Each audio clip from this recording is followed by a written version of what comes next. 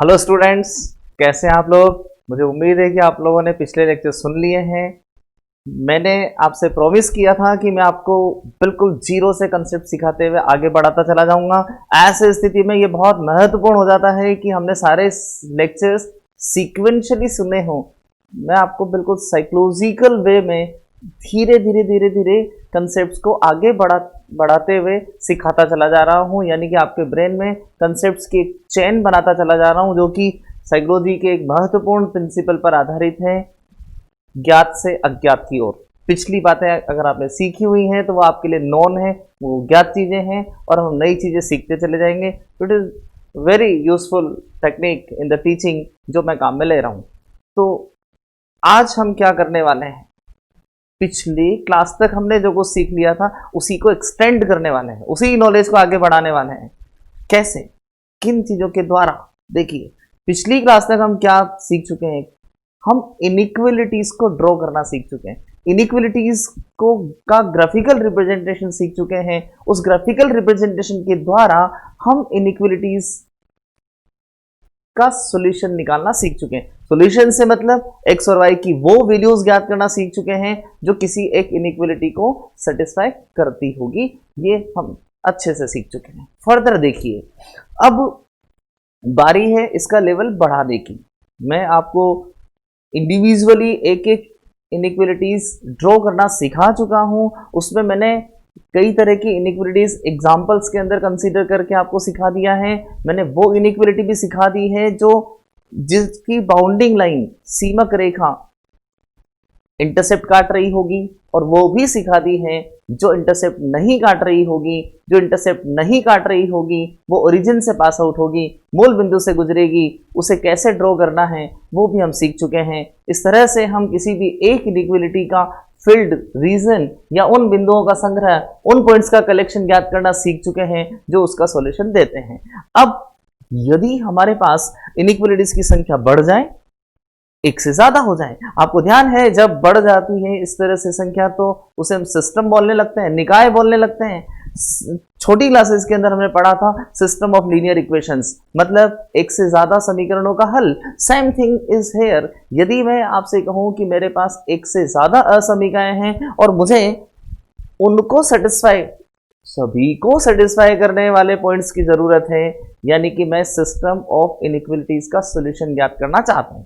तो आज हमारा यही टारगेट रहेगा कि हम सिस्टम ऑफ इनइक्वलिटीज के सॉल्यूशन को कैसे ज्ञात करें। हम विद हेल्प ऑफ एग्जांपल्स ये सब कुछ सीखना शुरू करते हैं। Let's start. ओके, देखिए, सबसे पहले मैं कुछ बहुत ही सिंपल एग्जांपल्स लेते हुए आपको एक्सप्लेन कर रहा हूं। मैं सिंपल सा एग्जांपल लेता हूं। माना कि मैंने x ग्रेटर देन 0 एक इनइक्वलिटी ली, तो ये तो आपको फिर ध्यान आ गया, ये तो हम ड्रॉ कर चुके हैं, इसे तो हम सीख चुके हैं। x इज इक्वल टू 0, मुझे इसकी करस्पॉन्डिंग लाइन ड्रॉ करनी है। वाई एक्सिस में ग्राफ बनाने के लिए 2D के अंदर फ्रेम का निर्माण कर लूं, ये मैंने फ्रेम का निर्माण कर लिया। इसकी जो बाउंडिंग लाइन है वो x इज इक्वल टू 0 है, जो मुझे यहां मिलती है x इज इक्वल टू 0। अब मैं x ग्रेटर देन 0 की बात कर रहा हूं, तो मेरे पास ये वो पॉइंट्स हैं जो x ग्रेटर देन 0 को शो करते हैं। इससे हम थोड़ा आगे बढ़ाते हैं। यहां तक हमने पहले सीख लिया था। हम यदि इसमें इक्वल टू डाल दें तो हम बोलेंगे x ग्रेटर देन और इक्वल टू, और ध्यान देना बीच में एक वर्ड आएगा और, तो वो और क्या करेगा, हमें फ्रीडम दे देगा कि हमारे x की जो वैल्यू है वो 0 भी हो सकती है या फिर ग्रेटर देन 0 भी हो सकती है, लेकिन रेस्ट्रिक्ट कर देगा कौन सी वैल्यूज को प्रतिबंधित कर देगा, x लेस देन 0 को प्रतिबंधित कर देगा, यानी कि x लेस देन 0 वाले पॉइंट्स में कंसीडर नहीं कर सकता। ध्यान से देखिए, सिस्टम बन चुका है। अब एक नहीं दो चीजें आ चुकी हैं। ग्रेटर देन के साथ कौन आ चुका है, इक्वल टू आ चुका है। Okay, done. थोड़ा और आगे बढ़ाते हैं। मान लो कि मैं इसी के अंदर इसे इंक्लूड कर दूं, y greater than equal to 0। तो जब आप y greater than equal to 0 use करेंगे तो आपको बाउंडिंग जो लाइन काम में लेनी होगी वो y इज इक्वल टू 0 होगी। ग्रेटर देन 0 कहां शो हो रहा होगा, ऊपर की तरफ शो हो रहा होगा। बहुत ही केयरफुली समझते जाइएगा, कॉन्सेप्ट फॉर्मेशन स्ट्रांगली होती चली जाएगी। ये मेरे पास y ग्रेटर देन 0 शो हो रहा होगा, यानी कि इस x एक्सिस के ऊपर के जो पॉइंट्स हैं उन सभी में y कोऑर्डिनेट ग्रेटर देन 0 रहेगा। लेकिन मैंने इक्वल टू भी लगा दिया है, यानी कि मुझे अधिकार मिल गया है मैं इस x एक्सिस पर आने वाले बिंदुओं को भी मेरे सॉल्यूशंस के अंदर, यानी कि मेरे से तात्पर्य है कि इस इनइक्वालिटी के सॉल्यूशन के अंदर शामिल कर सकता हूं। ओके, तो मैं शामिल कर लेता हूं। मैं मान के चलता हूं कि y greater than equal to 0 मेरे पास यह है, ये लाइन और इस लाइन के ऊपर वाले पॉइंट, और x greater than equal to 0 मेरे पास यह है, ये x greater than equal to 0 और ये y greater than equal to 0। लेकिन यदि मुझसे कहा जाए कि इन्हें भी साइमल्टेनियस कर दीजिए, इन्हें भी युगपत बना दीजिए, इनका भी सिस्टम तैयार कर लीजिए, निकाय बना लीजिए, तो अब मुझे उन पॉइंट्स की जरूरत होगी जो इसे भी सेटिस्फाई करें और साथ ही साथ इसे भी सेटिस्फाई करें। ओके, नो प्रॉब्लम, आप समझ गए हैं। अगर मुझे दोनों का सॉल्यूशन एक साथ चाहिए तो मुझे इन पॉइंट्स की जरूरत पड़ने वाली है, जिन पॉइंट्स के अंदर x भी ग्रेटर देन 0 होगा, y भी ग्रेटर देन 0 होगा, यानी कि first quadrant, it is the first quadrant. ये फर्स्ट क्वाड्रेंट मुझे हमेशा x और y दोनों ही कोऑर्डिनेट्स को 0 देने वाला है। तो इस तरह से यदि मैं अकेले इस पर बात करता हूं तो फर्स्ट और फोर्थ क्वाड्रेंट की बात हो रही होती है, अकेले इस पर बात करते हैं तो फर्स्ट और सेकंड की बात हो रही होती है, लेकिन दोनों को मिलाकर के हम बात करते हैं तो कॉमन की बात हो रही है, first quadrant is common, right. Okay, यानी कि आप टेक्निक सीख गए हैं। यदि मुझे सिस्टम ऑफ इनइक्वालिटीज का सॉल्यूशन चाहिए तो मुझे प्रत्येक इनइक्वालिटी का रीजन ज्ञात कर लेना है, उनका क्षेत्र ज्ञात कर लेना है, और उस क्षेत्र को ज्ञात करते हुए उनका कॉमन रीजन ज्ञात कर लेना है, उनका उभयनिष्ठ क्षेत्र निकाल लेना है।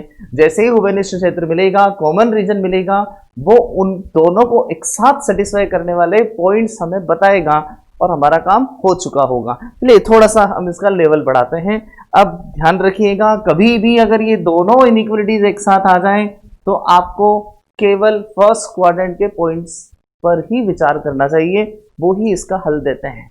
मैं थोड़ा सा लेवल बढ़ाता हूं, एग्जाम्पल में इल्यूस्ट्रेशन बदलता हूं, सरल रेखाएं और असमीकाएं अलग अलग लेते हुए। लेट्स सी, देखिए, माना कि फॉर एग्जाम्पल मैं कोई इनइक्वालिटी इस तरह से कंसीडर कर लूं, सपोज करते हैं, माना कि मैंने ऐसा कुछ ले लिया x1 प्लस x2, और इसमें फिर मैं कुछ कंसीडर कर लूं, माना कि मैंने लेस देन इक्वल टू 0 या 0 ना लेकर शुरू में हम एक काम करते हैं कि 20 ले लेते हैं, नो प्रॉब्लम, ये मैंने कंसीडर कर लिया।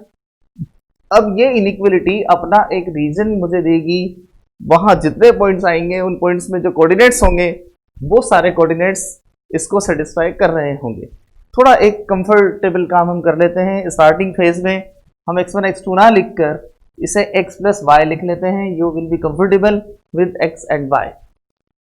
तो x plus y is less than equal to 20 मैंने यहां लिखा, ये एक इनइक्वालिटी है, आई कैन ड्रॉ इट, मैं इसे ड्रॉ कर सकता हूं और मैं फाइंड आउट कर सकता हूं कि कौन से पॉइंट्स इसको सेटिस्फाई करेंगे। लेकिन आज हम बात करना चाहते हैं सिस्टम ऑफ इनइक्वालिटीज पर, तो क्यों ना हम इसके अंदर एक इनइक्वालिटी और शामिल कर लें। माना कि मैं इसके अंदर एक इनइक्वालिटी और शामिल कर लूं, 2x plus 3y is less than equal to 120। एक और मैंने शामिल कर ली है। अब इसके अपने पॉइंट्स होंगे, अपना रीजन होगा जहां के पॉइंट इसको सेटिस्फाई करेंगे, इसका भी अपना रीजन होगा जहां के पॉइंट्स इसको सेटिस्फाई करेंगे। मैं चाहता हूं उन पॉइंट्स को जो दोनों को सेटिस्फाई करे, तो what we have to do, हमें क्या करना चाहिए। आपकी थॉट्स बढ़ती जा रही हैं, आपके दिमाग में आता जा रहा है कि सर इसका रीजन निकाल लेते हैं, फिर इसका निकाल लेते हैं। जब दोनों का निकल जाए तो उसमें से जो कॉमन मिलेगा उस कॉमन को हम छांट लेंगे, सिलेक्ट कर लेंगे, जो कॉमन पॉइंट्स होंगे वो दोनों का ही सोल्यूशन, दोनों को सेटिस्फाई कर रहे होंगे, यानी कि साइमल्टेनियस इनइक्वालिटी का सॉल्यूशन बन जाएंगे। चलिए इसमें थोड़ा सा काम और करते हैं, थोड़ा सा और इसको आगे बढ़ाते हैं। माना कि मैं इसके साथ x greater than equal to 0 को भी शामिल कर लूं, तो आप कहेंगे सर नो प्रॉब्लम, हम इसे भी ड्रॉ कर लेंगे और इसे ड्रॉ करते हुए हम इस बात का ध्यान रखेंगे कि हमारा जो x है वो ग्रेटर देन 0 होना चाहिए। लेकिन सोचिए, मैं इसके साथ यदि यह भी शामिल कर दूं, अब मेरे पास सिस्टम ऑफ इनइक्वालिटीज तैयार हो चुका है। ये जैसे ही दो इनइक्वलिटीज में इसके अंदर इन्वॉल्व करूंगा, मैंने इंटरप्रेट कर दिया है, मैंने यह बोल दिया है कि मुझे केवल कहां के पॉइंट्स कंसीडर करने चाहिए। जस्ट अभी थोड़ी देर पहले क्या बताया था, ये दोनों अगर रेस्ट्रिक्शंस मेरे पास हैं, दोनों इनइक्वलिटीज अगर हैं, तो फिर मैं सिर्फ कौन से पॉइंट्स पर विचार कर सकता हूं, कौन से पॉइंट्स सॉल्यूशन बन सकते हैं। जवाब आ चुका है आपकी तरफ से, कौन से बन सकते हैं? Sure, okay. फर्स्ट क्वाड्रेंट, मुझे जो सॉल्यूशंस मिलने हैं या जो मुझे लेने हैं वो सिर्फ कहां से लेने होंगे? फर्स्ट क्वाड्रेंट से लेने होंगे।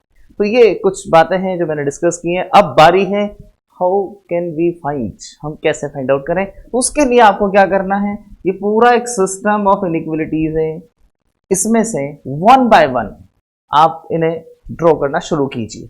मान लेते हैं कि हम फर्स्ट इनइक्वलिटी को ड्रॉ करते हैं, मैंने यहाँ पर टिक मार्क लगा दिया है। जब आप इसे ड्रॉ करेंगे, आप इसकी बाउंडिंग लाइन लिखेंगे। बाउंडिंग लाइन लिखेंगे तो फिर मैंने आपको एक बात बताई थी कि जो लाइन इंटरसेप्ट काटती है, अक्षों पर अंतःखंड काटती है, एक्सिस पर इंटरसेप्ट कट करती है, उन्हें ड्रॉ करना इंटरसेप्ट की हेल्प से बड़ा इजी होता है। तो क्यों ना हम इसका इंटरसेप्ट लिख लें। तो हम इसे x/20 plus y/20 that is equal to 1 के फॉर्मेट में लिख पाएंगे। ये मेरे पास एक लाइन आ जाएगी। ओके, ये जो लाइन है इसे मुझे अगर ड्रॉ करना है तो फिर क्या होगा, ये x एक्सिस पर जो इंटरसेप्ट देगी 20 यूनिट्स का, उसके कारण मुझे एक पॉइंट मिलेगा, वो पॉइंट होगा 20,0। और ये जो y एक्सिस पर इंटरसेप्ट देगी उसके कारण मुझे एक पॉइंट मिलेगा और वो पॉइंट होगा 0,20। ये पॉइंट मेरे पास आ जाएंगे। सेम थिंग यही काम मुझे किसके लिए करना होगा, इस लाइन के लिए करना होगा। यदि मैं इस लाइन के लिए ये काम करता हूं तो मेरे पास पॉइंट्स क्या आ जाएंगे, x/120 को नीचे लेकर के आइए 60 हो जाएगा, और यहां लेकर के आइए हैं आइए तो y/40 हो जाएगा, that is equal to 1। Carefully देख लीजिए, इस तरह की सिचुएशन हमारे पास आ जाएगी। अब इन फिगर्स को ध्यान से देखिए, आपको 20, 20, 40, 60 ऐसा कुछ नजर आ रहा है। इन फिगर्स को देखकर स्केल एजम्पशन कीजिए। मैंने सब कुछ आपको सिखा रखा है, पिछले लेक्चर्स के अंदर बहुत जोर डाल करके कई सारी बातें मैंने आपको सिखाई हैं। दो लेक्चर्स में मैंने एक बात पर फोकस करवाया था, आपको ध्यान देने के लिए बोला था, स्केल एजम्पशन केयरफुली करना, दोनों अक्षों पर स्केल समान मानना है, सेम मानना है, गलती ना हो जाए। तो हम यहाँ इन फिगर्स को ध्यान में रख करके स्केल एजम्पशन कर लें। जो स्केल एजम्पशन करें वो हमारे लिए किया है हमने, ताकि हम यहाँ पर स्ट्रेट लाइंस को ढंग से बना पाए, राइट। उसे लिखने की जरूरत नहीं होती, दिमाग में रखना है। क्या स्केल मान लेना बेटर लग रहा है आपको इन फिगर्स को देख करके? क्या आ रहा है आपके दिमाग में? आपके दिमाग में निश्चित रूप से आ रहा है कि sir 1 centimetre is equal to 10 units ले लेते हैं। तो आप चाहें तो स्केल की सहायता से 1 सेंटीमीटर मार्क कर लीजिए, या फिर आपके अंदाजे से इक्वल डिस्टेंस पर 1 सेंटीमीटर के डॉट्स लगाते चले जाइए। तो मैं यहां पर अंदाजे से लगा रहा हूं 1, 2, 3, 4, 5, 6 ऐसा कुछ करके मैंने यहाँ पे डॉट्स लगा दिए। पर मैंने एक बात आपको और बताई थी, आपको निश्चित रूप से ध्यान है, मैंने आपसे कहा था कि अगर आप अंदाजे से करते हैं तो ये डिस्टेंस लगभग इक्वल होनी चाहिए, अगर आप स्केल से करें तो ज्यादा बेटर है। Done, okay. सेम थिंग इसी डिस्टेंस पर हम यहाँ पर पॉइंट्स मार्क कर लेते हैं। ये जो पॉइंट्स मुझे मिल रहे हैं ये मैं यहाँ ले लेता हूँ, 1, 2, 3, 4 और 5 और ये 6 ऐसा कुछ करके हम ले लेते हैं। अब देखिए, अगर हम इसको ड्रॉ करते हैं तो इसके जो इंटरसेप्ट थे, यहाँ जो मेरे पास पॉइंट्स हैं वो है 20 का मतलब 2 सेंटीमीटर पर 20 हो जाना चाहिए, तो ये मेरे लिए 20 हो गया। इसके बाद ये देखें 020, तो यहाँ 020 आ जाना चाहिए, ये 020 आ गया। अब इन दोनों को मिला दें अगर हम स्केल से, तो हमें एक लाइन मिलेगी जो इस इनइक्वलिटी की बाउंडिंग लाइन कहलाएगी, सीमक रेखा कहलाएगी। तो इसकी जो बाउंडिंग लाइन है वो इस तरीके से प्राप्त हो जाएगी। ये मैंने यहाँ पर इसकी बाउंडिंग लाइन ड्रॉ कर दी।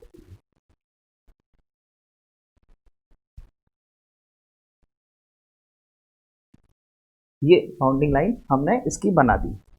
अब बात आती है कि हमें लाइन की हेल्प से इनइक्वलिटी ड्रॉ करनी थी। तो ये जो इनइक्वलिटी है इसे ड्रॉ करने के लिए what we have to do, इस लाइन ने क्या किया, रिकॉल कीजिए मेरी बातें, पिछले लेक्चर को आपने ध्यान से सुना है, उसमें मैंने आपसे कहा था कि हमें ये लाइन सभी बिंदुओं को 3 भागों में बांट कर देती है। एक खुद लाइन के पॉइंट होते हैं, एक इधर वाले और एक इधर। तो अब ये इधर और उधर शब्द हटाकर मैंने आपको कुछ सिखाया था। क्या सिखाया था? मैंने कहा था कि इन क्षेत्रों का, इन रीजन्स का आप नामकरण कर लेना, नोमेनक्लेचर कर लेना। तो ये ओरिजिन की हेल्प से आप नोमेनक्लेचर कर लीजिए। कैसे करेंगे? इस लाइन के इधर वाला जो पार्ट है वो रीजन विद ओरिजिन कहलाएगा, मूल बिंदु सहित क्षेत्र जहां मूल बिंदु स्थित है। और इसके उधर वाला जो पार्ट है वो मूल बिंदु रहित क्षेत्र कहलाएगा, रीजन विदाउट ओरिजिन। ये रीजन विदाउट ओरिजिन इधर चला गया। अब लेट्स सी, देखते हैं कि ये region with origin, region without origin में से कौन सा रीजन इस इनइक्वालिटी को सेटिस्फाई करता है। ये चीज हम अब देख लेते हैं। तो कौन सा करता है, उसके लिए आपको चेक करना होगा कि जो ओरिजिन है ये इसको सेटिस्फाई करता है या नहीं करता है। तो पुट हेयर, यहां पर आप 0 0 रख करके देखिए। आप यहां 0 0 पुट करेंगे, रख करके देखिए 0 + 0, आपको रिजल्ट क्या मिला? आपको मिला 0 < 20। ये तो सही नहीं है, ये तो फॉल्स है। I am sorry, 0 < 20 is right, ये बिल्कुल सही है। यानी कि 0 0 इस इनइक्वालिटी को सेटिस्फाई करता है। करता है तो फिर इस इनइक्वालिटी के क्षेत्र में ही 0 0 स्थित है, या इस लाइन का उल्टा कहें कि जिधर 0 0 है उधर ही इस इनइक्वालिटी का क्षेत्र है। तो फिर मुझे नजर आएगा कि मैं इस तरफ इस इनइक्वालिटी का क्षेत्र ले पाऊंगा। मुझे रीजन मिल चुका है। जो पहले नंबर की इनइक्वालिटी मेरे पास थी उस इनइक्वालिटी का क्षेत्र मेरे पास आ जाएगा। इस तरीके से जो मैंने एरो लगाया है, ये एरो उसके क्षेत्र को रिप्रेजेंट करेगा। ज्योमेट्रिकली ये सारी बातें मैंने आपको कई बार सिखा दी हैं। इस लाइन के इधर जितने भी पॉइंट्स हैं उनके जो एक्स वाई कोऑर्डिनेट है वो इसको जरूर सेटिस्फाई करेंगे। ये हमारा काम हो चुका है। सेकंड इनइक्वालिटी पर बात करते हैं। इसका जो मैंने इंटरसेक्ट फॉर्म यहाँ बनाया है वो ये है। इससे जो पॉइंट्स मुझे मिल रहे हैं, ये जो पॉइंट मेरे पास आ रहा है वो 60 0 है, और ये जो पॉइंट मुझे देने वाला है वो 0 40 देने वाला है। इस तरह से पॉइंट्स आ चुके हैं। अब 60 0 0 40 हमने 1 सेंटीमीटर 1 सेंटीमीटर को 10 यूनिट्स माना हुआ है, दिमाग में सोचा हुआ था हमने। तो 10 यूनिट्स के हिसाब से 60 0 6 पॉइंट पर चला जाना चाहिए। 1 2 3 4 5 6 यहाँ पर आ जाएगा, इसे हम 60 0 बोल देंगे। आफ्टर देन 0 40, तो 0 40 1 2 3 4 यहाँ आ जाएगा, हम इसे 0 40 इस तरीके से मार्क करें। तो ये मेरे पास इस तरह की एक लाइन आ जाएगी। ये लाइन इस तरीके से मिल जाएगी। आई थिंक आपको ये बात अच्छे से समझ में आ गई। नाउ अब देखिए, अब ये जो मुझे मिला, इन सब के अंदर मैं जानना चाहूंगा कि इस लाइन ने जो 2 पार्ट मुझे दिए, उन 2 पार्ट्स में से कौन सा पार्ट इस इनइक्वालिटी को सेटिस्फाई करता है और कौन सा नहीं करता। तो मैं वापस इसी ओरिजिन की हेल्प ले सकता हूं और मैं जान सकता हूं कि रीजन विद ओरिजिन या रीजन विदाउट ओरिजिन, मूल बिंदु सही क्षेत्र या मूल बिंदु रहित क्षेत्र। तो आप इसमें भी 0 0 रखिए, यहाँ 0 लिखें, 0 लिखें, 0 < 120। ये तो बात सही आ रही है, यानी कि ये तो सेटिस्फाई कर रही है। सेटिस्फाई कर रही है तो फिर इसमें भी हम नीचे की तरफ एरो लगा दें, लाइक दैट। इस तरीके से ये एरो लग जाएगा। ये मैंने एरो लगा दिया। अब देखिए, इस इनइक्वालिटी का एरो नीचे वाले पॉइंट्स को, इस तरफ वाले पॉइंट्स को शो कर रहा है जो मूल बिंदु की तरफ है, इसके भी इधर ही शो हो रहे हैं। ओके, चलिए, ये लाइन आगे बढ़ेगी तो ये आगे जाके इंटरसेक्ट करेगी, इधर जाकर के फैल जाएगी। अब बारी है उन पॉइंट्स की जो पॉइंट्स इन दोनों को एक साथ सेटिस्फाई करें। थोड़ा सा प्रैक्टिकली होती है। इस लाइन के इधर जो पॉइंट्स हैं वो इसको सेटिस्फाई करेंगे लेकिन इसको नहीं करेंगे। इसके इधर जो पॉइंट हैं वो इसको भी सेटिस्फाई करेंगे लेकिन इसको भी सेटिस्फाई करेंगे। इसके इधर जितने पॉइंट्स हैं सेकेंड इनइक्वालिटी को सेटिस्फाई करते हैं और इसके इधर जितने पॉइंट हैं वो फर्स्ट इनइक्वालिटी को सेटिस्फाई करते हैं। तो फिर यहां जो पॉइंट्स हैं वो पॉइंट्स तो दोनों ही इनइक्वालिटीज को एक साथ सेटिस्फाई करेंगे। यहां जो पॉइंट्स हैं सब लोग ध्यान से देख रहे हैं, ध्यान से सुन रहे हैं। ओके, अब देखिए, मैं इन्हें भी इन्वॉल्व करना चाहता हूं। क्या सिखाया था अभी थोड़ी देर पहले? यदि हम इन्हें इन्वॉल्व करते हैं तो फिर हमें फर्स्ट क्वाड्रेंट पर ही बात करनी होगी, क्योंकि x < 0 इधर के सारे पॉइंट्स हटा देगा और y ग्रेटर देन 0 नीचे के सारे पॉइंट्स हटा देगा, तो फिर कौन से बचेंगे जो फर्स्ट क्वाड्रेंट में हैं, लेकिन इन दोनों में कॉमन है। तो इन एरोस को देखते हुए, इन डाउनवर्ड लाइंस को देखते हुए आप कॉमन रीजन डिसाइड करें, लेकिन वो कॉमन रीजन डिसाइड करें जो कहां पर स्थित है, फर्स्ट क्वाड्रेंट के अंदर। तो ये हमारे पास फर्स्ट क्वाड्रेंट का रीजन आ जाएगा और इस रीजन को हम इस तरह से यहां हाईलाइट कर, ये मुझे मिल जाएगा। ओके, फर्दर देखिए, अब ये जो भी कुछ हमारे पास है रीजन मिल चुका है फर्स्ट क्वाड्रेंट के अंदर। इस रीजन को, इस क्षेत्र को हम परिबद्ध क्षेत्र बोलते हैं, बाउंडेड रीजन। इस बाउंडेड रीजन में, बाउंडेड क्यों है वो तो आप समझ ही गए हैं, क्योंकि ये एक पॉलीगन के द्वारा, एक ट्रायंगल के द्वारा बंद हो गया है, इसलिए ये बाउंडेड रीजन कहलाता है। इस बाउंडेड रीजन के अंदर जितने भी पॉइंट्स हैं वो इसे भी सेटिस्फाई करेंगे, इसे भी करेंगे और इसे भी करेंगे, यानी कि कोई भी कोऑर्डिनेट हम यहां से सेलेक्ट करें, ये सारी जो इनइक्वालिटीज हैं ये सेटिस्फाई होंगी।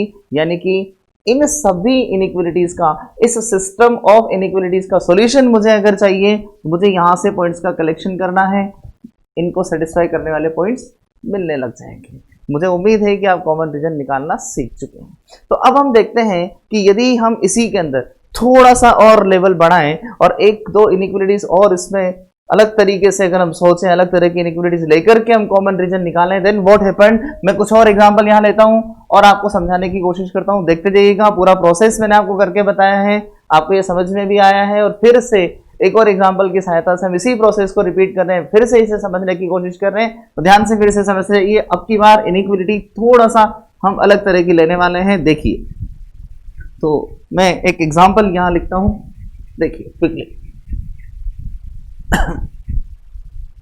देखिए, मान लेते हैं कि मेरे पास एक इनइक्वालिटी है और वो x + 6y इज कुछ भी ले सकते हैं। मान लेते हैं कि सपोज करें x + 6y के साथ टेक एनी नंबर, मान लेते हैं 24 है।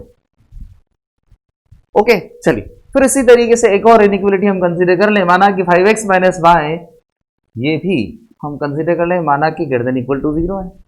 तो इस तरीके से मैंने दो इनइक्वालिटीज यहां पर कंसीडर कर ली है। अगर हम फर्स्ट क्वाड्रेंट की बात करें तो मुझे यहां पर मैं कुछ इस तरीके से लिख सकता हूं कि मैं x > 0 को भी शामिल कर दूं और y > 0 को भी मैं शामिल कर दूं।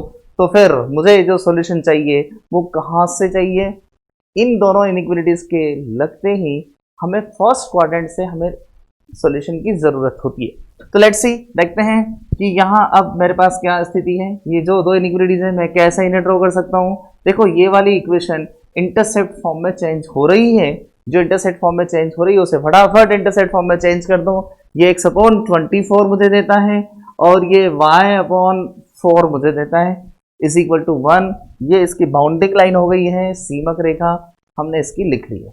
इसे जब आप ड्रॉ करेंगे तो आपको जिन यूनिट्स की आवश्यकता होगी वो मैंने यहाँ लिख दी। अब लेट्स सी, माना कि इसे करते हैं इंटरसेप्ट फॉर्म में, तो आपका जवाब आना चाहिए, अंदर से जवाब निकलना चाहिए कि सर ये इंटरसेप्ट फॉर्म में कैसे चेंज होगी। सीख रखा है हमने, इसलिए आपके अंदर से जवाब निकलना चाहिए ये वाली इनइक्वालिटी अंतःखंड रूप में चेंज नहीं होगी, क्योंकि इसमें बराबर में क्या आ चुका है, 0 आ चुका है, यानी कि हम बराबर में यहाँ 1 नहीं ला सकते हैं। ये मूल बिंदु से गुजरने वाली रेखा है, ओरिजिन से गुजरने वाली लाइन। पिछले लेक्चर आपने ध्यान से सुने हैं, इसलिए आपको ये बात निश्चित रूप से समझ में आ रही है, ऐसा मैं मानकर चल रहा हूं। तो लेट्स सी, अब बारी है कि ड्रॉ कैसे करेंगे। तो एक बार हम इस पर बात कर लेते हैं। ये जो मुझे पॉइंट देने वाली है वो पॉइंट 24 x एक्सिस पर मिलने वाला है और यहां से जो पॉइंट मिलने वाला है वो 04 है। दो पॉइंट्स को मिलाने पर एक यूनिक लाइन बन जाती है, एक अद्वितीय रेखा तैयार हो जाती है और उस अद्वितीय रेखा को हम यहाँ ड्रॉ करने वाले हैं। देखिए, ये मैंने फ्रेम बना लिया है, निर्देश अक्ष मूल बिंदु ले लिया है। सुविधा के लिए आप कुछ यूनिट्स दिमाग में सोच लीजिए, माना कि मैं 1 centimetre is equal to 4 units ले लूं। ध्यान दें, 4 यूनिट्स ले लें, ताकि 1 सेंटीमीटर इज इक्वल टू, चलो ऐसा कर लेते हैं कि 2 यूनिट्स भी ले सकते हैं, वो डिपेंड्स ऑन यू, आप कुछ भी इसके अंदर, लेकिन जो भी कुछ कंसीडर करें आपके लिए कंफर्टेबल होना चाहिए। तो यहाँ पर 4 और 24 को देखते हुए मैं यदि 1 यूनिट इज इक्वल टू 4 मान लेता हूं तो मेरा 6 सेंटीमीटर में काम हो जाएगा। ओके, ऐसा ही कुछ करते हैं। तो मैं यहां पर फिर ये सेंटीमीटर्स मार्क कर देता हूं 1 2 3 4 5 और ये मेरे पास 6, इस तरीके से यहां हम मान लेते हैं। सेम थिंग यही चीज हम यहां मार्क कर देते हैं 1 2 3 4 5 एंड 6 लाइक दैट। अब 24 0 यहां कहीं आना चाहिए 1 2 3 4 5 6, ये 24 0 मेरे लिए पॉइंट होगा। ओके चलिए 04 मैंने 1 centimetre is equal to 4 units माने थे, तो 04 फिर यहां आना चाहिए, ये 04 होगा। जब दो पॉइंट मुझे मिल जाए तो तुरंत प्रभाव से लाइन बना देनी चाहिए, तो ये मैं एक लाइन यहां बना देता हूं। आप स्केल की हेल्प से बनाए तो कंफर्टेबल रहेगा। इस तरीके से हम एक लाइन यहां बना लेते हैं, ये लाइन हमने ड्रॉ कर ली है।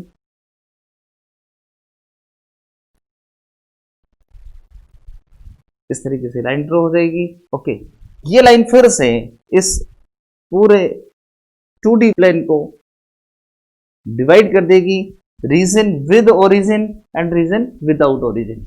मुझे जानना होगा कि ये जो इनइक्वालिटी है, ये जो इनइक्वालिटी हम यहां देख रहे हैं, ये इनइक्वालिटी